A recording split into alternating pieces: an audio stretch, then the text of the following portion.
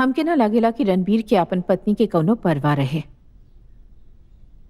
वो ओकरा घर लेके आ गए रहे, बाकी हमसे मिलना ना छोड़ सकल। तो कहाँ मिलत रहनी आप लोग? होटल्स, रिजॉर्ट्स, ओकर गेस्ट हाउस, जहां भी मिलल संभव रहे, पर हमके ये सबसे नफरत होखे लागल। हम वैसन लड़की ना बानी जो केहू के घर बर्बाद कर दे, ना तो हम उ लड़की बानी जे छुप छुप के प्यार करी। हम जौन कुछ करेनी खुले में करेनी। तो आप ये बात रणबीर के बताइले रहलो? कभी मौका ना मिलल। इससे पहले कि हम रणबीर के कुछ बताई थी, केहू और रणबीर के पत्नी के हमार बारे में बता देलस। आलिया, आई नो हम लाइफ में बहुत सारा गलती कइले बानी।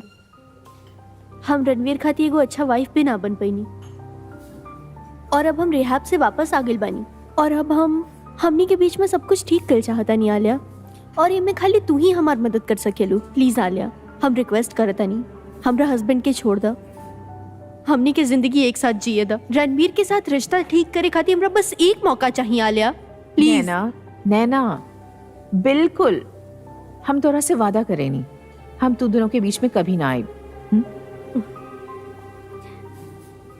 Thank you.